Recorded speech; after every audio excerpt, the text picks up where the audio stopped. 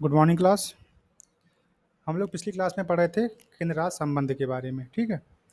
और पिछली क्लास में केंद्र राज्य संबंध के संबंध में हम लोगों ने अभी तक दो क्लासें कर ली हैं। तो जो पहली क्लास हमारी थी वो थी विधायिका से संबंधित थी और दूसरी थी प्रशासनिक संबंधों के बारे में। और आज की जो हमारी ये क्लास है वो सबसे ज़्यादा इम्पॉर्टेंट है, क्योंकि इसमें जो है वित्तीय संबंधों की चर्चा की गई है। तो आइए सबसे पहले हम ये जान लेते हैं कि आज की जो हमारी क्लास है उसमें हमें क्या क्या चीज़ें पढ़नी है।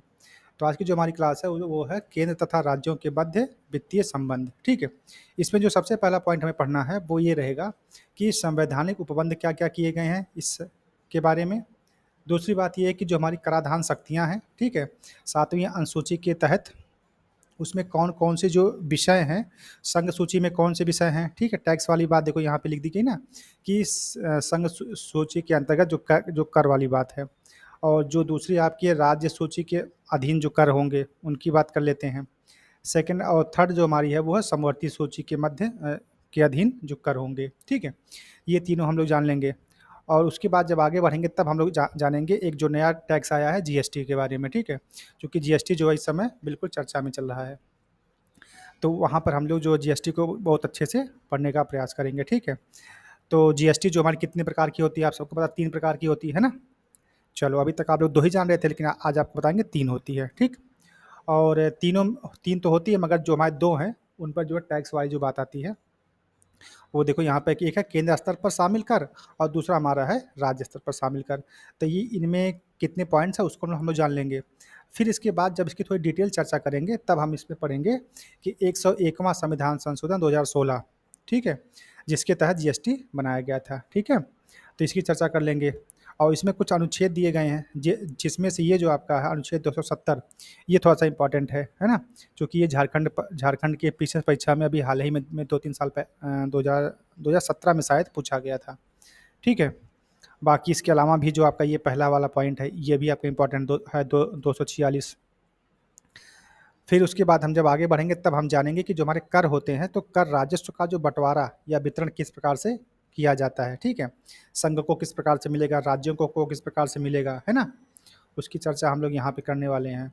फिर जब आगे बढ़ेंगे तब हम ये जानेंगे कि अधिभार क्या होता है और उपकर क्या होता है, ठीक है? सरचार्ज क्या होते हैं और सेस क्या होते हैं, इन दोनों में अंतर क्या होता है? उसके बाद हम लोग जानेंगे कि जो हमारे कर तो अभी हमने पढ़ लिया ऊपर, जो हमारे गैर कर हैं, उनका वितरण किस प्रकार से किया जाता है, थोड़ी-सी इसकी भी चर्चा कर लेंगे। उसके बाद फिर आएगा अनुदान, ये क्या होता है भाई? अनुदान क्या होता है? ये भी आपको जानना इम्पोर्टेंट है। तो देखो 3 प्रकार के अनुदान की बात कही गई है, विधिक अनुदान, विवेकाधीन अनुदान और तीसरा है अन्य अनुदान, ठीक है? तो इसकी चर्चा करेंगे। फिर इसके बाद हम लोग पढ़ने वाले हैं कि आपातकाल के दौरान जो हमारी वित्तीय शक्तियाँ हैं, वो किस प्रकार से राज्यों की जो वित्तीय शक्तियाँ हैं, वो केंद्र में चली जाती हैं। थोड़ी-सी उसकी चर्चा करेंगे।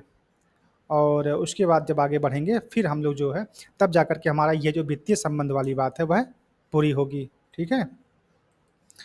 और ये तो बात हमारी हो गई जो है वित्तीय संबंधों की। और इसी क्लास में हम जो है अब थोड़ा-सी हम ये चर्चा कर लेंगे कि केंद्र राज्य संबंधों का जो ढाँचा है उसको सुधारने में कुछ आयोगों और समितियों का गठन किया गया था। तो वो कौन-कौन सी समितियाँ हैं और कौन-कौन से आयोग हैं? क्योंकि 1 नंबर का सवाल यहाँ से पूछ लिया जाता है कि सरकारीय आयोग किस लिए फ़ेमस है या किस लिए प्रसिद्ध है? तो वो जो है केंद्र राज्य संबंधों को सुधारने की एक क्या थी? कायिक आयोग था, ठीक है? सरकारी आयोग। तो इस प्रकार से कुछ सवाल आपके यहाँ से पूछ लिए जाते हैं। तो इसको हम लोग आज ही की क्लास में पढ़ेंगे। इसमें आपके 4 हैं, जैसे आपका जो पहला है प्रशासनिक सुधार, दूसरा आपका राजमन्नार समिति, तीसरा आपका सरकारीय आयोग और चौथा आपका है पुंछी आयोग, है ना?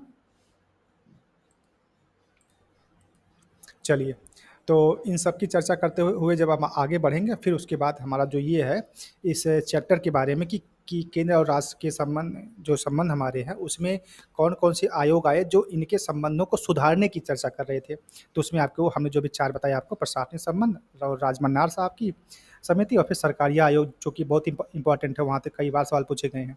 उसके बाद आपका पुंछी आयोग, 4 आपको वो पढ़ने हैं। उसके बाद लास्ट में कुछ फैक्ट हैं जिनको आपको रट्टा मारने होंगे। उस फैक्ट को हमने यहाँ पे लिख दिया है कि अंतर्राज्यीय संबंध से जुड़े हुए कुछ महत्वपूर्ण अनुच्छेद इस प्रकार से हमने बना दिया है जहाँ से आपके 2 सवाल पूछे भी गए हैं, ठीक है? चलिए, तो ये तो पूरी समरी हो गई कि आज की क्लास की हमें आज की क्लास में पढ़ना क्या-क्या है।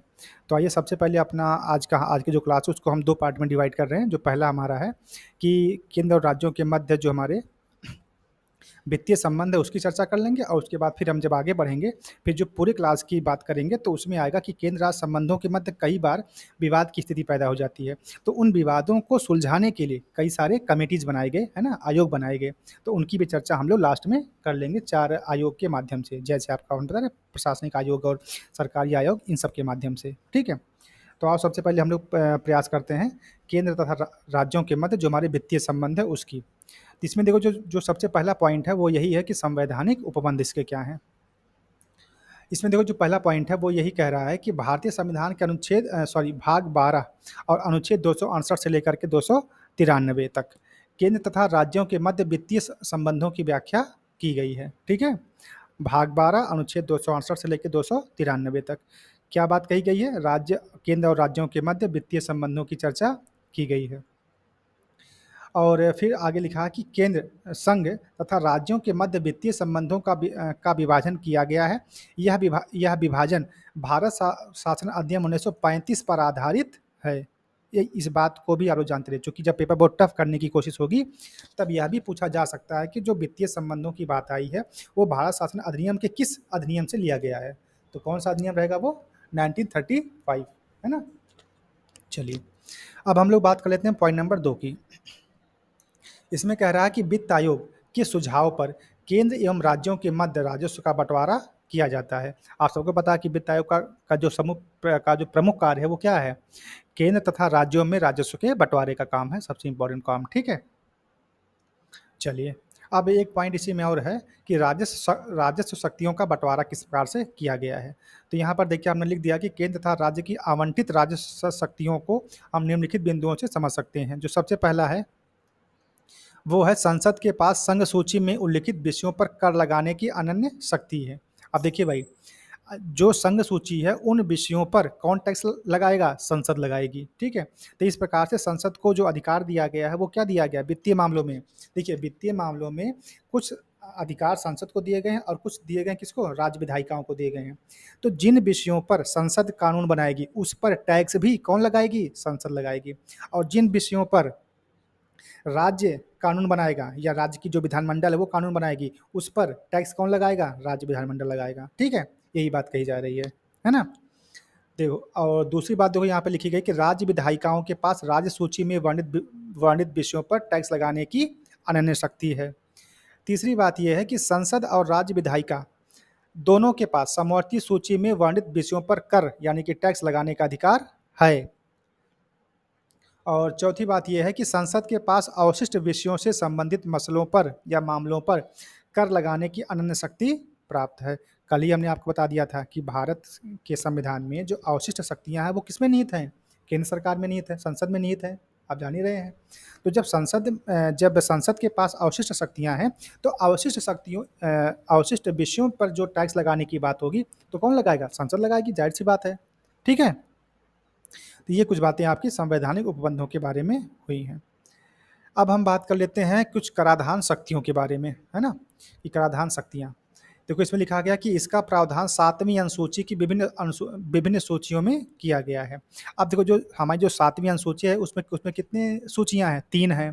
पहली, दूसरी और तीसरी। पहले में क्या नाम है? संघ सूची, दूसरे का नाम राज्य सूची और तीसरे का नाम समवर्ती सूची है।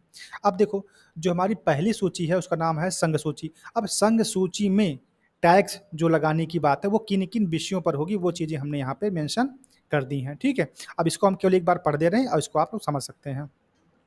अब चूँकि ये सारे विषय जो आपको यहाँ से यहाँ तक आप देख पा रहे हैं, ठीक है? ये सारे विषय आपके किसके अंतर्गत आते हैं? संघ सूची के अंतर्गत आते हैं। तो इस पर टैक्स भी कौन लगाएगा? संसद ही लगाएगी। ठीक है? देखो, कृषि आय से भिन्न आय पर, कृषि आय के अतिरिक्त जो आपकी आय है उस पर सीमा शुल्क, जिसमें निर्यात शुल्क भी शामिल है। तीसरा है तंबाकू और अल्कोहलिक लिकर, मतलब जो आपके नहीं थे शराब आते या जो इस तरह के पदार्थ होते हैं उन पर, आदि पर उत्पाद शुल्क। चौथा आपका है निगम कर और उसके बाद आपका व्यक्तियों तथा कंपनियों की संपत्तियों व पूंजी पर कर। नेक्स्ट आपका है भूमि कृषि भूमि से भिन्न संपत्ति के संबंध में संपदा शुल्क। उसके बाद आपका है कृषि भूमि से भिन्न संपत्ति के उत्तराधिकार के संबंध में शुल्क। फिर आपका है रेल, समुद्र या वायु मार्ग द्वारा ले जाए जाने वाले माल तथा यात्रियों पर सीमा कर, यात्रियों पर सीमा कर तथा रेल भाड़ों व माल भाड़ों पर कर। स्टॉक एक्सचेंजों तथा वायदा बाजारों की आर्थिक गतिविधियों पर स्टाम्प शुल्क से भिन्न कर। विनिमय पत्रों, चेकों, वचन पत्रों, साख पत्रों, बीमा पॉलिसियों तथा शेयरों के हस्तांतरण व प्राप्तियों के संबंध में स्टाम्प शुल्क। फिर कह रहा कि समाचार पत्रों के क्रय विक्रय और उनमें प्रकाशित विज्ञापनों पर कर। फिर सेवाओं पर कर, जिसको हम लोग सर्विस टैक्स बोलते हैं। समाचार पत्रों से भिन्न माल के अंतरराज्यीय व्यापार या वाणिज्य के दौरान होने वाले क्रय तथा विक्रय पर कर यानी कि टैक्स। अंतरराज्यीय व्यापार या वाणिज्य के दौरान होने वाले माल का पारेषण पर कर, है ना। और एक बात यहाँ पे नोट पॉइंट के रूप में हमने लिख दिया है कि उपयुक्त विषयों में से किसी के संबंध में शुल्क, परंतु इसमें न्यायालय में लिया जाने वाला शुल्क शामिल नहीं है। अगर कभी न्यायालय में अगर कोई शुल्क जमा होता है तो वो इसमें शामिल नहीं है, वो क्या होगा, इसके अतिरिक्त लगेगा। ठीक है, ये तो बात हो गई आपकी संघ सूची की। अब राज्य सूची के जो विषय हैं उन पर राज्य जो आपका वो टैक्स लगा रहा है वो कौन कौन से पॉइंट है यहाँ पे देखिए हमने इतने सारे पॉइंट लिख दिए हैं। तो जो सबसे पहला पॉइंट है वो यही है कि भू राजस्व का निर्धारण तथा संग्रहण पर टैक्स। दूसरा है कृषि आय पर टैक्स। तीसरा है आपका कृषि भूमि के उत्तराधिकार के संबंध में शुल्क। चौथा आपका कृषि भूमि के संबंध में संपदा शुल्क। चौथा है भूमि तथा भवनों पर कर। और उसके बाद है संसद की विधियों के अधीन रहते हुए खनिज संबंधी अधिकारों पर कर। राज्यों में निर्मित या उत्पादित अल्कोहलिक लिकर पर कर, है ना, कर मतलब टैक्स। अन्य राज्यों की तुलना में प्रतिकारी शुल्क। ठीक है। और अगला आपका है किसी स्थानीय क्षेत्र में उपभोग या विक्रय के लिए माल के प्रवेश पर कर। समाचार पत्रों, रेडियो तथा दूरदर्शन द्वारा प्रसारित विज्ञापनों से भिन्न विज्ञापनों पर टैक्स। फिर कह रहा है कि विद्युत के उपभोग या विक्रय पर कर। अगला आपका है समाचार पत्रों से भिन्न माल के क्रय अथवा विक्रय पर कर। और नेक्स्ट आपका है सड़कों तथा अंतर्देशीय जलमार्गों द्वारा ले जाए जाने वाले माल तथा यात्रियों पर कर। सड़क के उपयोग योग्य वाहनों पर कर। जीव जंतुओं और नौकाओं पर कर, पथ कर। ठीक है, रोड टैक्स। वित्तीयों, व्यापारों, आजीविकाओं पर नियोजन पर कर। विलास वस्तुओं पर कर, जिसमें मनोरंजन, शर्त लगाना और जुआ भी शामिल है। संघ सूची में विनिर्दिष्ट दस्तावेजों से भिन्न दस्तावेजों के संबंध में स्टाम्प शुल्क। और एक बात यहाँ पर भी नोट पॉइंट के रूप में लिखी गई है कि उपयुक्त विषयों से संबंधित शुल्क, किंतु इसमें किसी न्यायालय में लिए जाने वाले शुल्क शामिल नहीं है। ठीक है, इस बात का ख्याल रखिएगा। और तीसरी बात यह है कि जो समवर्ती सूची है उस पर टैक्स, न्यायिक स्टाम्पों से भिन्न स्टाम्प शुल्क। और फिर कह रहा है कि समवर्ती सूची के विषयों से संबंधित शुल्क, परंतु इसमें किसी न्यायालय द्वारा लिए जाने वाले शुल्क शामिल नहीं है। ठीक है, चलिए अब एक बात और थोड़ी सी है जो जीएसटी के बारे में है। अभी तक तो जो बातें थी वो थोड़ी पुरानी बातें थी, लेकिन अब जो है आया आपका एक जीएसटी, है ना। तो उसके बारे में एक पॉइंट हमने यहाँ लिख दिया है कि भारत सरकार द्वारा भारत को एकीकृत साझा बाजार बनाने के लिए एक नया अप्रत्यक्ष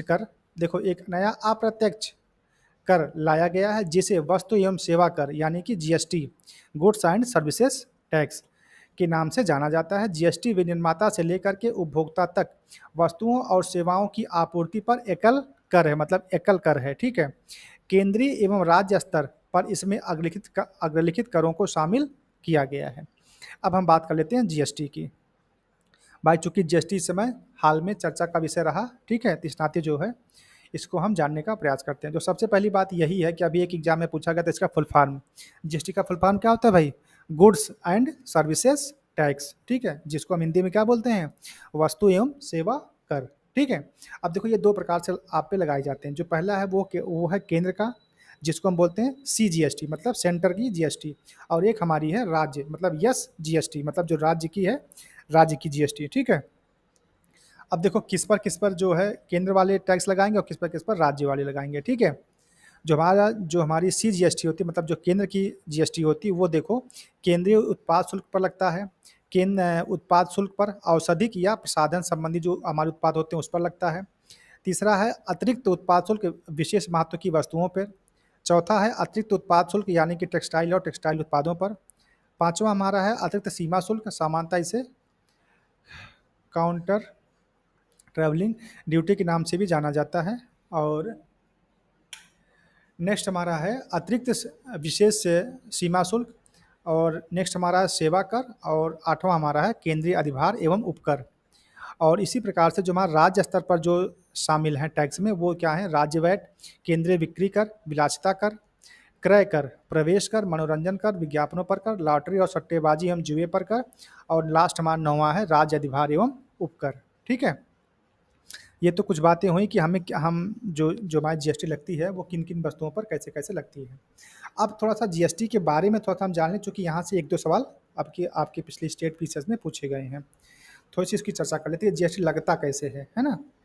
चलिए, अब देखो इसके जो नए प्रावधान है उसकी हम चर्चा कर लेते हैं कि जीएसटी आने के पश्चात कुछ अनुच्छेदों को जो संविधान में निर्दिष्ट हैं उनको संशोधित किया गया है और कुछ अनुच्छेदों को जोड़ा भी गया है। ठीक है, जो सबसे पहला है वो यही कह रहा है कि अनुच्छेद 246, इसमें कहा जा रहा है कि अनुच्छेद 246 के तहत यह व्यवस्था की गई है कि संसद को सीजीएसटी और आईजीएसटी मतलब इंटीग्रेटेड मतलब एकीकृत जीएसटी, देखो जो आईजीएसटी है उसका मतलब क्या होता है, इंटीग्रेटेड जीएसटी मतलब एकीकृत जीएसटी मतलब केंद्र और राज्य दोनों के की साझा जीएसटी, ठीक है, लगाने का अधिकार होगा और राज्यों को यस जीएसटी लगाने का अधिकार होगा। क्या समझे कि जो आईजीएसटी होती है, जो इंटीग्रेटेड जीएसटी होती है वो, और जो आपकी सेंट्रल जीएसटी होती है वो, इन दोनों को लगाने का अधिकार किसको मिला है, संसद को। और जो आपका ये है यस जीएसटी मतलब स्टेट की जीएसटी, इसको लगाने का अधिकार किसको दिया गया है, राज्यों को दिया गया है। ठीक है, और ये कौन बात कह रहा है, 246 कह रहा है। और ये आपका जो है एक बार एग्जाम में आपकी स्टेट पीसीएस में ही पूछा गया है, शायद उत्तर प्रदेश में या किसी स्टेट में पीसीएस में पूछा गया। आप जब लोग पीवाईक्यू करेंगे तो वहाँ मिलेगा। देखो सेकंड बात ये कह रहा है कि अनुच्छेद 248, अनुच्छेद 248 यह बताता है कि कौन से विधानमंडल के पास कौन कौन से अधिकार होंगे।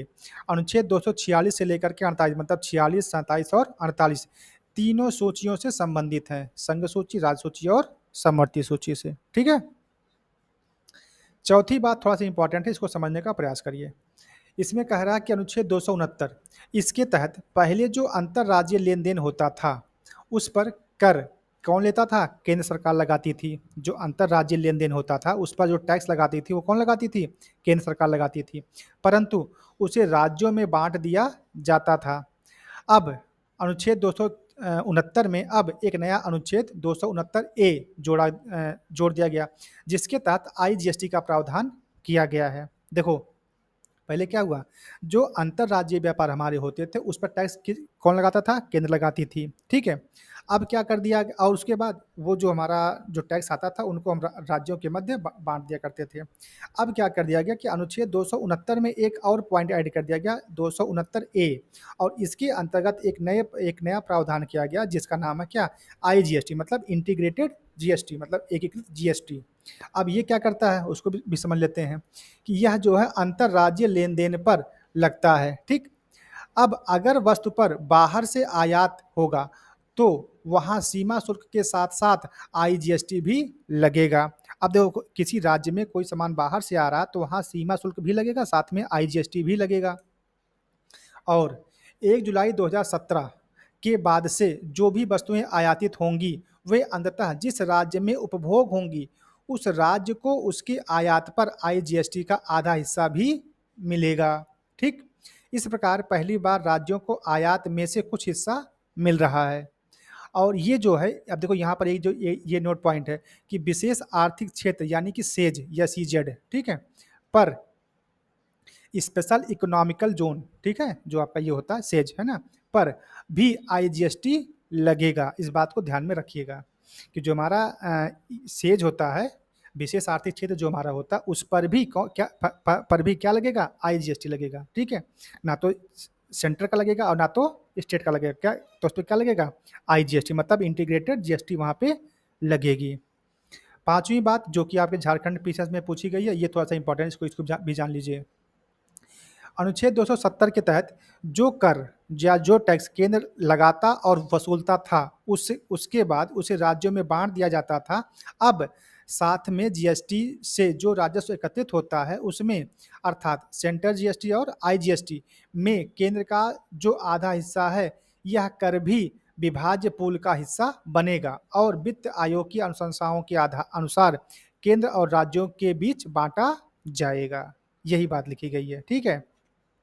अभी तक क्या होता था, जो टैक्स केंद्र लगाता था और वसूलता था और वो राज्यों में बांट देता था।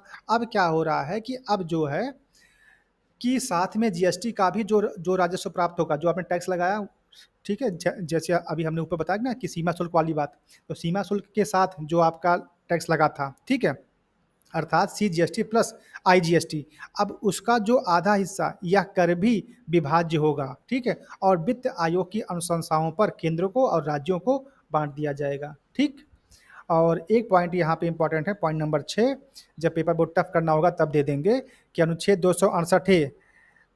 268 पहले सेवा कर मतलब सर्विस टैक्स का प्रावधान करता था, मगर अब यह अनुच्छेद संविधान से समाप्त कर दिया गया है। तो जो चीज़ें हटा दी गई हैं वो अभी आपके नॉलेज में होना चाहिए। क्यों? क्योंकि जब पेपर घुमाने की बात आती है, चाहे आपकी यूपीएससी हो चाहे आपका स्टेट पीसी हो, तो वहाँ पर ऐसे पॉइंट डाल दिए जाते हैं, ठीक है। आई होप कि आप लोग हमारी बातों को समझ पा रहे होंगे, ठीक है। ये जो सबसे टफ वाली बात भी थी और आसानी से आप लोगों ने समझ भी ली है। अब हम लोग बात करते हैं कि जो हमारा टैक्स है उसका वितरण कैसे होता है। अभी तक तो हमने ये समझा ना कि टैक्स लगाया कैसे जाता है। सबसे पहले हमने ये जाना कि टैक्स होता क्या है ना? कितने प्रकार के टैक्स हैं, संघ सूची के विषयों पर टैक्स हो गए, राज्य सूची के हो गए, समवर्ती पे हो गए। और इन टैक्सों पर कौन लगाएगा? संसद लगाएगी संघ पे, राज्य लगाएगी आपके राज्य वाले पे, ठीक है? और समवर्ती पे दोनों लगा सकते हैं। उसके बाद फिर हमने ये जाना कि ये टैक्स जो है किस प्रकार के होते हैं, और उसमें जो जो सबसे बड़ा टैक्स आपका जो सबसे नया है वो है जीएसटी। अब जीएसटी के बारे में भी जान लिया। अब हम लोग ये जानेंगे कि जो जो टैक्स हमारे पास आया, अब उसका वितरण कैसे होता है, ठीक है, उसका बंटवारा कैसे होता है, तो उसको भी जान लेते हैं। इसमें देखो जो सबसे पहली बात है वो यही कह रहा है, अ, वो यही कह रहा है कि संघ सूची के करों से प्राप्त होने वाला संपूर्ण राजस्व केंद्र का नहीं होता, बल्कि उसमें राज्यों की भी हिस्सेदारी होती है, ठीक है। दूसरी बात यह है कि 80वें संविधान संशोधन अधिनियम 2000 पारित होने से पहले दो ही ऐसे कर थे जिन्हें केंद्र तथा राज्यों के मध्य बांटा जाता था, और वो कर कौन कौन से थे? आयकर थे, जिसमें आपका कारपोरेट टैक्स तथा भिन्न आय से भिन्न था, कृषि आय से भिन्न था, तथा जो केंद्रीय उत्पाद शुल्क हुआ करते थे। तीसरी बात ये कह रहा है कि 80वें संविधान संशोधन द्वारा जहां अनुच्छेद 270 की भाषा पूरी तरह से बदल दी गई, तो वहीं यह व्यवस्था भी की गई है कि अनुच्छेद 268 और 269 में वर्णित करों यानी कि टैक्सेस तथा 271 में वर्णित अधिभारों को छोड़ करके संघ सूची में निर्दिष्ट सभी करों तथा शुल्कों को केंद्र तथा राज्यों में बांटा जाएगा, ठीक है। ये पॉइंट थोड़ा सा आईएमपी है। और चौथी बात यह है कि वितरण का यह नया फार्मूला, इसको हमने एक नाम दिया, क्या नाम दिया, मतलब हमने क्या, मतलब संसद ने या जिन्होंने इसको बनाया है उसको जो एक नया नाम दिया गया, हस्तांतरण की वैकल्पिक योजना कहलाता है, ठीक है। ये जो नया नियम आया है टैक्स को बांटने का, इसका एक अलग से नाम है, क्या नाम है? हस्तांतरण की वैकल्पिक योजना। और पांचवी बात ये लिखी गई है कि 88वां संविधान संशोधन अधिनियम 2003 के माध्यम से एक नया अनुच्छेद 268 का जोड़ा गया तथा सेवा कर सर्विस टैक्स को संवैधानिक स्तर पर प्रदान किया गया, ठीक है। चलिए चलिए आगे अब हम लोग देखते हैं जो हमारा अधिभार होता है और जो हमारा उपकर होता है ना, जिसको हम लोग बोलते हैं अंग्रेजी में क्या, सरचार्ज और सेस। इसमें अंतर क्या होता है, साथ में इसको भी आज जान लो। जो हमारा उपकर होता है वो किसी विशेष उद्देश्य के लिए ही लगाया जाता है, जबकि अधिभार जो हमारा सरचार्ज है के लिए विशेष उद्देश्य की आवश्यकता नहीं होती है, ठीक है। दूसरी बात यह है कि अधिभार की प्राप्तियां सामान्य राजस्व की तरह सीधे भारत की संचित निधि में चली जाती हैं, जबकि उपकर की राशि एक निश्चित मद में जुड़ जाती है। और तीसरा पॉइंट ये है कि दोनों में समानता यह है कि दोनों संसद की विधियों द्वारा आरोपित किए जाते हैं एवं दोनों की प्राप्तियों में राज्यों का कोई हिस्सा नहीं होता। ठीक। अभी देखिए यहाँ पे एक सवाल बन सकता है कि दोनों की प्राप्तियों में राज्यों का कोई हिस्सा नहीं होता, ये बात तो सही आप सब जानते हैं। अब सेंटेंस क्या आ जाएगा कि अधिभार और उपकर में राज्यों का थोड़ा सा हिस्सा होता है या 10% का हिस्सा होता है या 20% लिख देगा आयोग। ठीक है। अब आप वहाँ पे कंफ्यूज मत होइएगा। आप देखिए इसी नाते हमने यहाँ पर इस बात को बहुत स्पष्ट रूप से पॉइंट नंबर 3 में डाल दिया है कि जो आपका अधिभार है, जो आपके उपकर हैं, ये दोनों जो है संसद की विधियों द्वारा ही लगाए जाएंगे और इन पर और ये जो होंगे इनसे जो भी हमारा राजस्व प्राप्त होगा उन पर राज्य का कोई हिस्सा राज्य को नहीं मिलेगा। ठीक है। इस बात को जानते रहिएगा। तो यही सब छोटी छोटी बातें हैं जिनको आपको ख्याल में रखना है, क्योंकि सवाल यहीं से घूमते हैं। जो आप लोग गलती करके आते हैं जब सवाल टफ बनाए जाते हैं सेंटेंस वाले, तो वहाँ पर भी आपसे गलती ना होने पाए, इस बात का ख्याल रखिएगा। ठीक है। चलिए अब हम लोग आगे देखते हैं जो हमारा गैर कर है। ठीक है। वहाँ से जो हमारा राजस्व मिलता है उसको हम किस प्रकार से वितरित करते हैं। चलो पहला पॉइंट लिखा है कि इसका जो वितरण है, इसका वितरण भी 7वीं अनुसूची के आधार पर ही होता है। इसमें मुख्यतः उन फीसों, लाभों, जुर्मानों तथा बिलों की प्राप्तियों को शामिल किया जाता है जिनका संबंध केंद्र राज्य सरकार द्वारा चलाए जा रहे उपक्रमों या निगमों अथवा उनके द्वारा दी जाने वाली सेवाओं इत्यादि से है। इसमें क्या कह रहा है कि जो गैर टैक्स हमारे हैं, ठीक है, जो नॉन टैक्स रेवेन्यू हमारे आ रहे हैं उनका हम प्रयोग कहाँ करते हैं, उसका जो है जो केंद्र सरकार द्वारा जो चलाए जा रहे आपके पहल हैं या जो राज्य सरकार द्वारा जो चलाए जा रहे पहल हैं उनको उनको दिया जाता है। किसके माध्यम से, अभी हमने ऊपर बताया कि वित्त आयोग की अनुशंसाओं के आधार पर।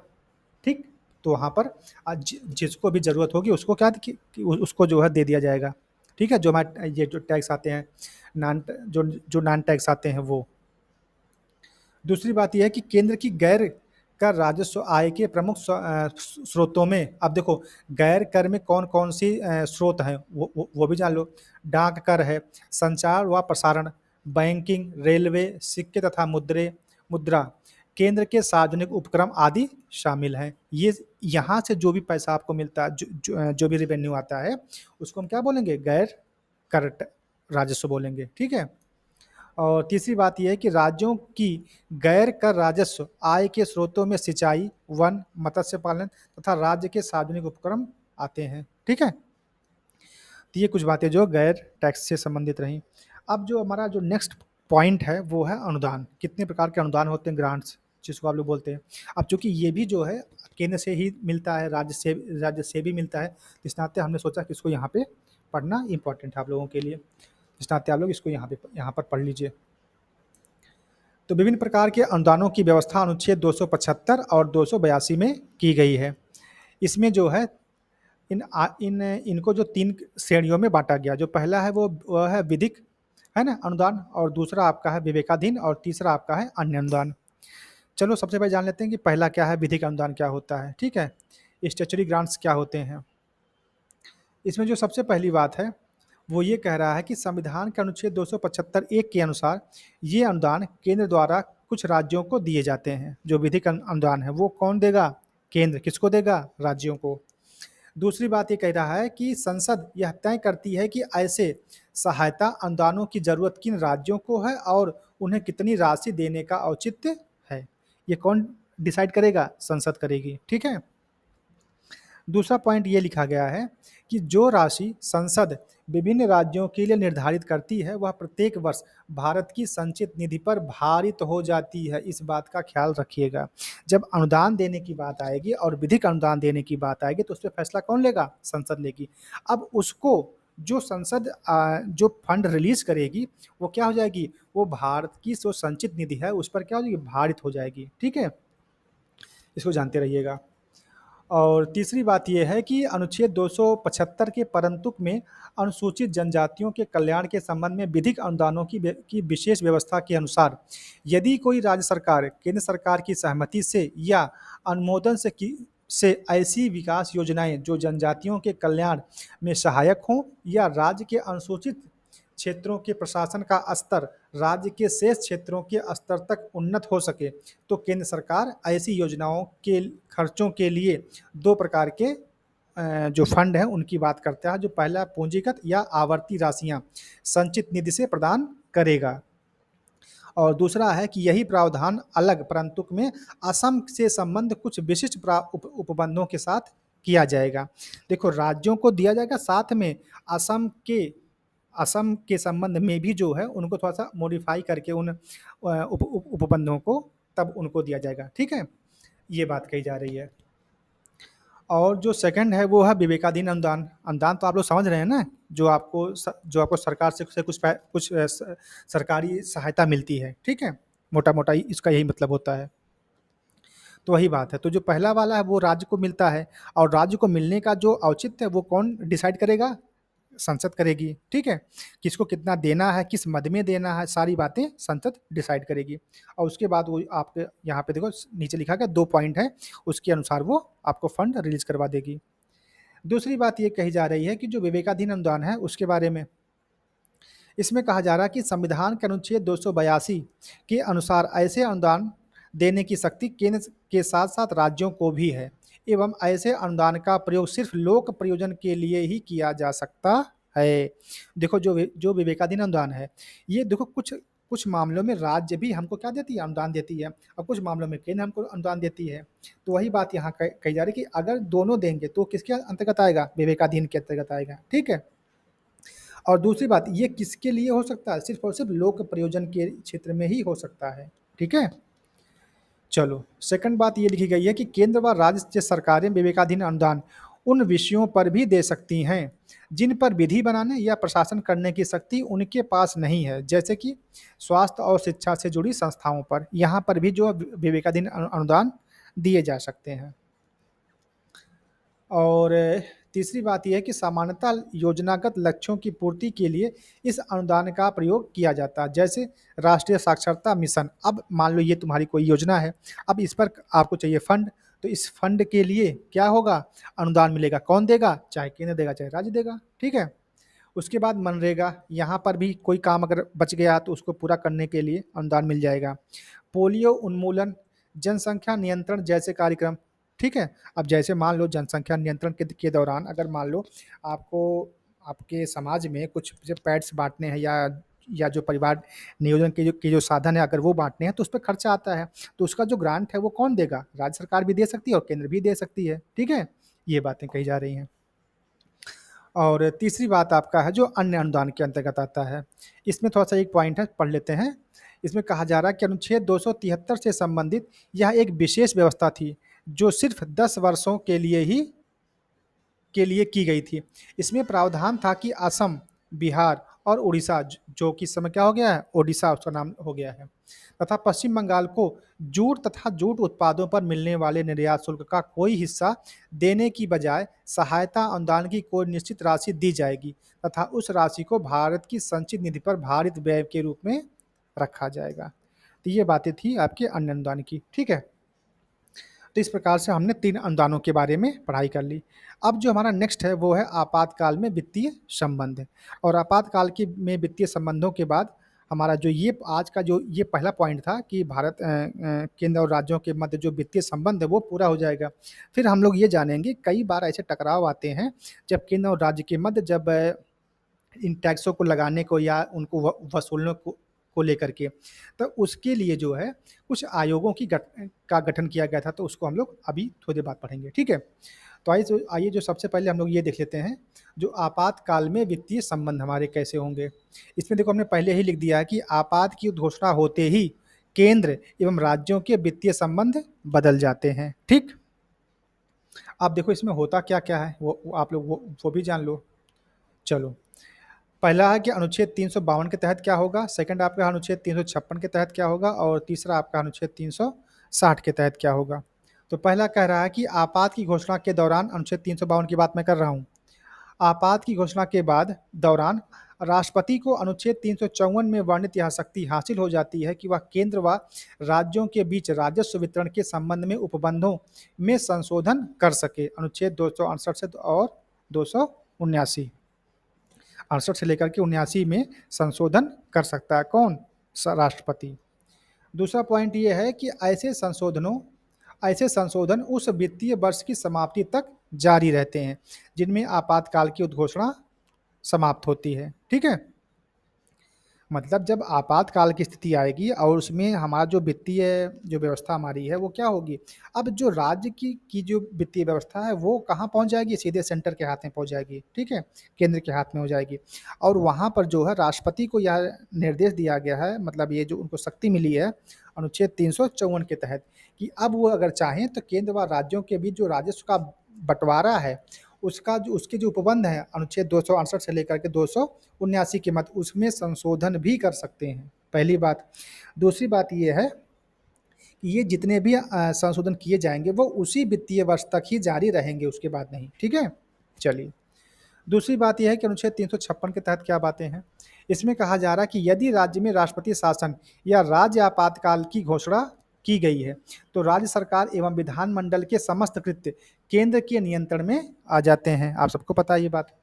दूसरी बात ये है कि राज्य का बजट भी या तो संसद खुद पारित करती है अथवा अपने प्राधिकार के तहत राष्ट्रपति को यह शक्ति देती है कि वह बजट संबंधी फैसले ले सके। अब देखो भाई, अगर संसद चाहेगी, ठीक है, तो वो क्या कर देगी? जो राज्य का बजट है वो संसद खुद पारित कर सकती है ना? क्योंकि उस समय क्या लगा हुआ है? वित्तीय आपातकाल लगा हुआ है, अगर कभी ऐसी स्थिति आएगी तो। और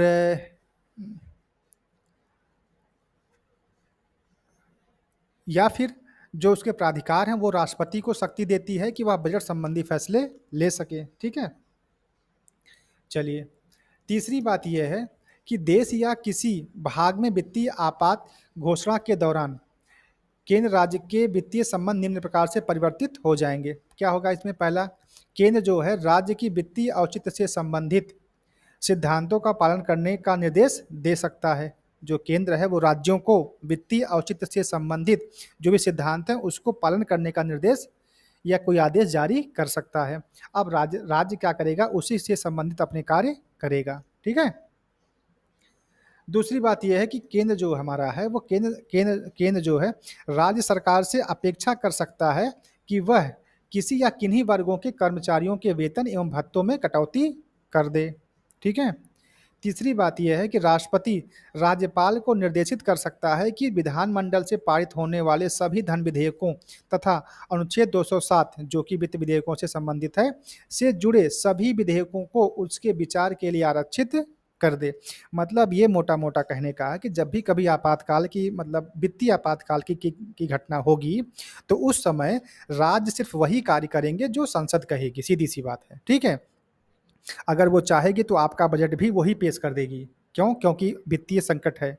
ठीक है? और आपको एक बात बहुत अच्छे से पता होनी चाहिए कि हमारे देश में जब भी कभी आपातकाल की घटना हो, चाहे आपका राष्ट्रीय आपातकाल की घटना हो, चाहे वित्तीय हो, चाहे कोई और हो, तो उसमें क्या होता है जो संघीय ढाँचा वो एकात्मक हो जाता है। इस बात का बहुत अच्छे से ख्याल रखिएगा कि जो हमारा संघीय ढाँचा है वो क्या हो जाता है? एकात्मक हो जाता है। हम मानते हैं कि हमारी जो 4 शक्तियाँ हैं, जो केंद्र को मिली हैं अलग और राज्य को अलग मिली हैं, लेकिन आपातकाल के दौरान राज्य की सारी शक्तियाँ केंद्र में निहित हो जाती हैं। अब उस दौरान केंद्र या संसद जो भी निर्णय लेगी या जो भी फैसले करेगी, अब वो जो है राज्य उसको मानने के लिए क्या हो जाएँगे? राज्य उसको मानने के लिए जो है कटिबद्ध हो जाएँगे, ठीक है? मतलब उनको मानना ही पड़ेगा, जो भी केंद्र कहेगा। क्यों? क्योंकि आप देखो अच्छा आप ही मानो जब किसी के घर पे कोई संकट आता है, तो उसका जो सबसे बड़ा मेंबर होता है, वो जो फैसला लेता है, उसी को सारे लोग मानते हैं। तो सेम बात हमारे यहाँ भी मतलब देश पर भी लागू होती है। जो हमारा सेंटर है, जो हमारी संसद है, जो वो उस आपातकाल के दौरान जो भी फैसले बनाएगी, उसको जो हमारे राज्य हैं, वो मानने के लिए विवश होंगे या मानेंगे, ठीक है? ये कुछ बातें जो हैं हमारी वित्तीय संबंधों से संबंधित थी और उम्मीद करते हैं कि आपको ये बातें समझ में भी आई होंगी, ठीक है? चलिए, ये तो बातें हमारी 3 बातें हो गई, 3 बातें हमने कौन-कौन सी पढ़ी? जो हमारे विधायी संबंध थे और दूसरा प्रशासनिक संबंध और तीसरे हमारे थे वित्तीय संबंध। ये तो बातें खत्म हो गई, लेकिन अब जो हमारे केंद्र और राज्य के जो संबंध हैं, जो हमारे 3 संबंध हैं, इन तीनों संबंधों में कई बार ऐसा होता है कि कुछ बातों पे टकराव की स्थितियाँ आ जाती हैं। राज्य कुछ कहता है या कुछ नियम बनाता है या केंद्र हमारा कुछ नियम बनाता है। तो इस संबंधों में इन दिक्कतों को दूर करने के लिए कुछ आयोग बनाए गए और कुछ समितियाँ बनाई गई और उन समितियों को भी हमको इस चैप्टर के लास्ट में पढ़ने की ज़रूरत है। क्यों? क्योंकि 1 नंबर का सवाल यहाँ से पूछ लिया जाता है कि सरकारीय आयोग या पुंछी आयोग या राजमन्नार आयोग किससे संबंधित है? तो आप क्या आप बताओगे? वो है केंद्र राज्यों के संबंधों को सुधारने के लिए क्या है वो? फ़ेमस है, ठीक है? चलिए, तो इसी क्रम में जो है हम लोग आज अपना ये जो नया पॉइंट है कि केंद्र राज्य संबंधों का जो ढाँचा सुधारने के लिए कुछ आयोगों तथा समितियों का गठन किया गया था। तो 4 समितियाँ और आयोग हैं, उनको हम एक बार यहाँ पे देख लेते हैं, फिर उसको थोड़ा-सा पढ़ भी लेते हैं। ठीक है? जो पहला है वो है प्रशासनिक सुधार आयोग मतलब एआरसी है ना? Administrative reforms commission. सेकंड हमारा है राजमन्नार समिति और तीसरा हमारा सरकारीय आयोग, चूँकि ये इम्पोर्टेंट है इसको हमने थोड़ा डिटेल में लिख भी दिया है। ठीक है? और चौथा हमारा है वो है पुंछी आयोग। ठीक? ये 4 बातें हमको इसके अंतर्गत पढ़नी है। तो जो सबसे पहला है वो हमारा प्रशासनिक आयोग, इसके बारे में थोड़ा-सा प्रशासनिक सुधार आयोग, थोड़ा इसको जान लेते हैं। इसमें केवल 2 ही पॉइंट इम्पोर्टेंट थे, उसको हमने यहाँ पे लिख दिया। बाकी इसकी बहुत सारी सिफ़ारिशें भी थीं, लेकिन वो सिफ़ारिशें चूँकि आज के डेट में रिलेवेंट नहीं है, तो उसको हमने यहाँ से हटा दिया था। ठीक है? और दूसरी बात ये है कि प्रीलिम्स पॉइंट ऑफ व्यू से जितनी बातें आपके लिए इम्पोर्टेंट हो सकती थी, वो सारी बातें हमने यहाँ पे समाहित कर दी हैं। ठीक है? इसके बाद अगर बहुत डिटेल की आवश्यकता होगी तो उसको हम लोग मेंस में कवर कर लेंगे, ठीक है? चलिए फिलहाल हम लोग जो यहाँ पर देखते हैं, हमारा जो प्रशासनिक सुधार आयोग है, इसके बारे में पहली बात ये कही जा रही है कि इसका जो गठन हुआ था वो हुआ था 1966 में और इसकी अध्यक्षता किसने की थी? मोरारजी देसाई साहब ने की थी। परंतु 1967 के बाद इसका जो महत्व वो और बढ़ गया और उसके बाद मोरारजी देसाई साहब हमारे देश के उप प्रधानमंत्री बन गए, तब इसके जो अध्यक्ष बनाए गए वो बनाए गए के हनुमंथैया, ठीक है? इसके अध्यक्ष बनाए गए। तो यही 2 बातें जो इसके संबंध में जो आपके प्री में अगर पूछा जाएगा तो यहाँ से पूछी जा सकती हैं, ठीक?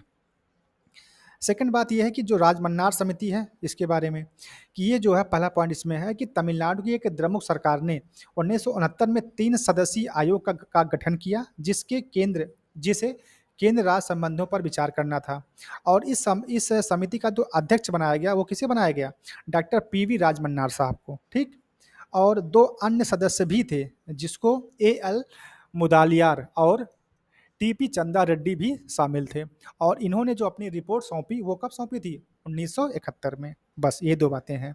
इसके बाद जो आपका सबसे इम्पोर्टेंट है वो है सरकारी आयोग, ठीक है? यहाँ से सवाल चूँकि कई बार पूछे गए हैं, पीसीएस में भी, आरओ में भी। इसके अलावा आपके यूपीएससी में भी एक लाइन का सवाल यहाँ से बन जाता है।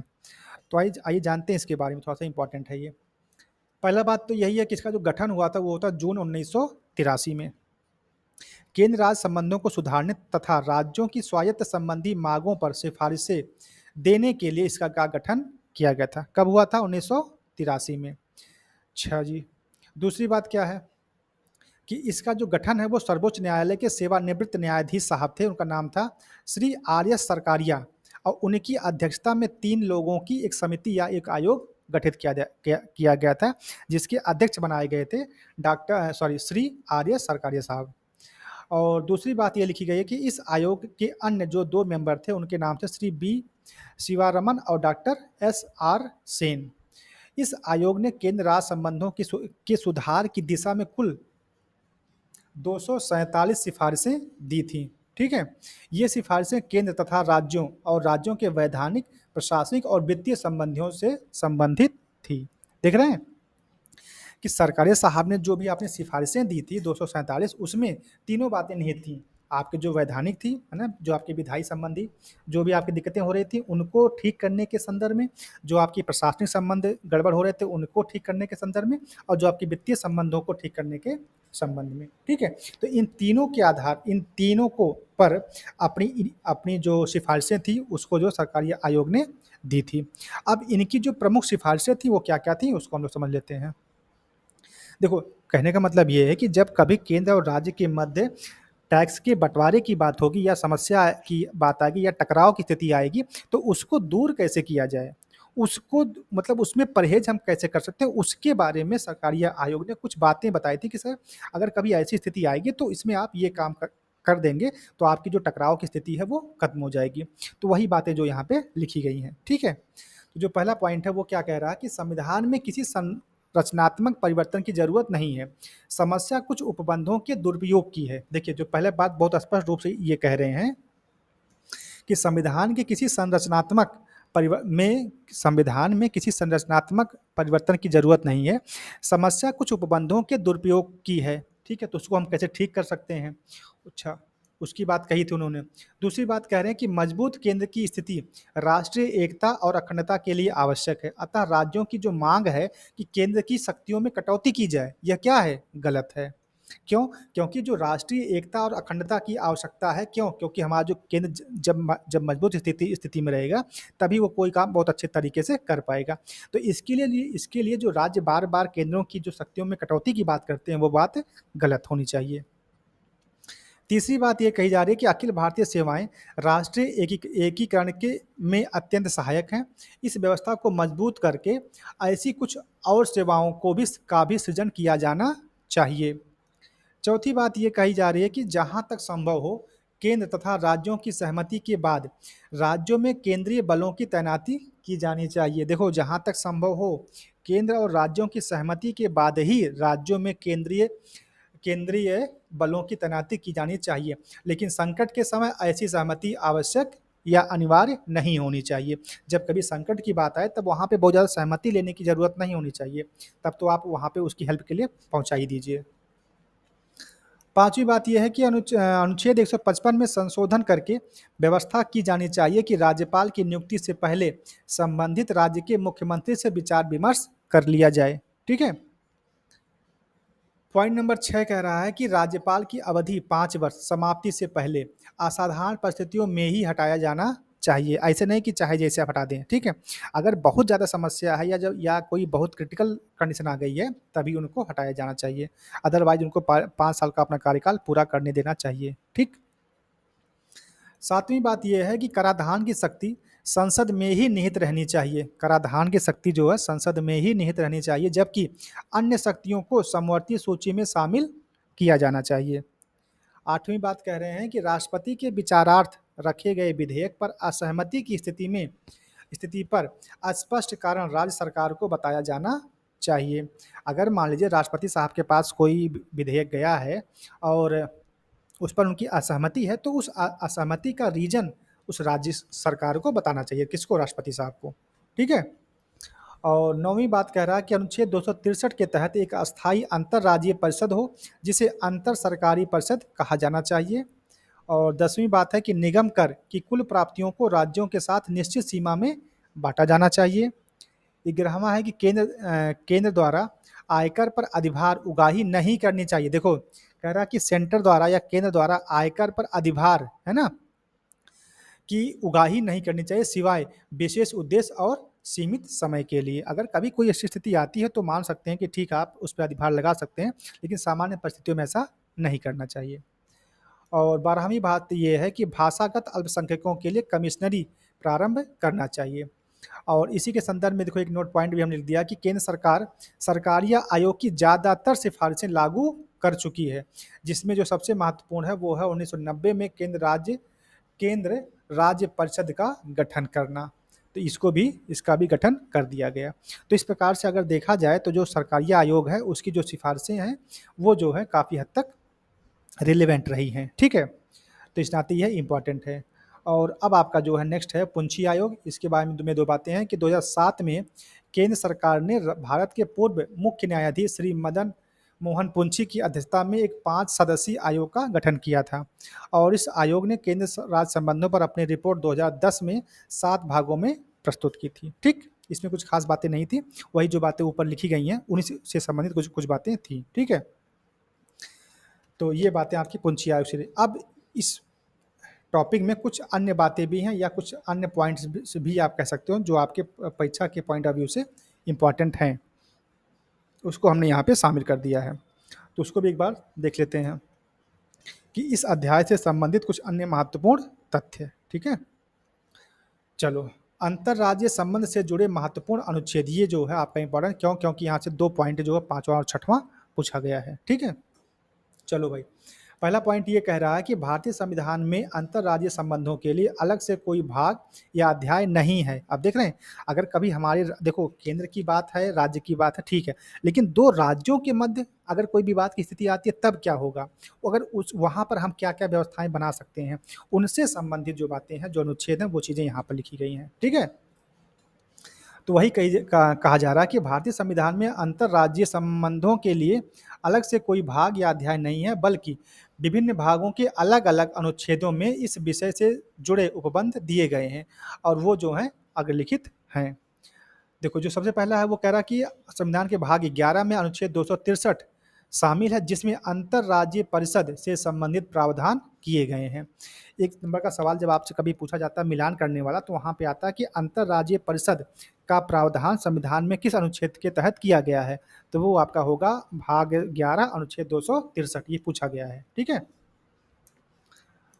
पॉइंट नंबर तीसरा लिख रहा है कि भाग 11 में ही अनुच्छेद 262 नदी जल विवादों से संबंधित उपबंध का प्रावधान करता है। ठीक, और चौथी बात यह है कि इसी भाग का अनुच्छेद 261 जो कि विभिन्न राज्यों को एक दूसरे की प्रशासनिक व न्यायिक कार्यवाहियों की वैधता प्रदान करने के लिए निर्देश देता है, अंतर्राज्यीय संबंधों के लिए महत्वपूर्ण माना जा सकता है। ठीक है, और पॉइंट नंबर 5 ये कह रहा है कि संविधान के भाग 13 में अनुच्छेद 301 से लेकर के 307 तक विभिन्न राज्यों के बीच आपसी व्यापार एवं वाणिज्य से संबंधित प्रावधान दिए गए हैं, अनुच्छेद 301 से लेकर 307 तक। और लास्ट पॉइंट ये कह रहा है कि भाग 5 में शामिल अनुच्छेद 131 में सर्वोच्च न्यायालय की मूल अधिकारिता के अंतर्गत विभिन्न राज्यों के मध्य होने वाले कानूनी मतभेदों का समाधान करने की शक्ति सिर्फ और सिर्फ सर्वोच्च न्यायालय को ही दी गई है। ये बात क्लियर हुई कि अगर कभी राज्यों के मध्य कोई विवाद की स्थिति होगी तो उसके समाधान के लिए सिर्फ और सिर्फ भारत में एक ही शक्ति और वह है सर्वोच्च न्यायालय। ठीक है, तो इस प्रकार से हमने जो है केंद्र और राज्य से संबंधित जितने भी बातें आपके लिए इम्पोर्टेंट थी वो सारी बातें हमने यहाँ पे पढ़ ली हैं। अब चाहे वो आपका विधायी संबंध रहे हों, चाहे आपके प्रशासनिक संबंध रहे हों, चाहे आपके वित्तीय संबंध रहे हों, और इन तीनों संबंधों को लागू करने की दिशा में यदि कभी कोई टकराव की स्थिति आती है या कोई असहमति की बात आती है तो उस पर ये जो 4 आपके आयोग हैं उनकी भी बातें होती हैं। ठीक है, क्योंकि ये जो 4 आयोग हैं ये संबंधों को सुधारने की बात करते हैं। ठीक है, तो उसके लिए ये चारों आयोगों ने अपनी अपनी सिफारिशें दी थी और ये चीज़ें एग्जाम में पूछी भी गई हैं, इस नाते हमको ये भी पढ़ना इंपॉर्टेंट था, इस बात को हमने यहाँ पे पढ़ लिया है। ठीक है, तो उम्मीद करता हूँ कि आपको ये क्लास पसंद आई होगी। तो ये क्लास हमारी पूरी होती है, अब हमको सिर्फ और सिर्फ इसे करने हैं PYQ, और पिछले 30 वर्षों के PYQ हम लोग करेंगे अपनी अगली क्लास में। तो ठीक है दोस्त, आज के लिए इतना ही रखते हैं, बाकी चीज़ें कल की क्लास में। धन्यवाद।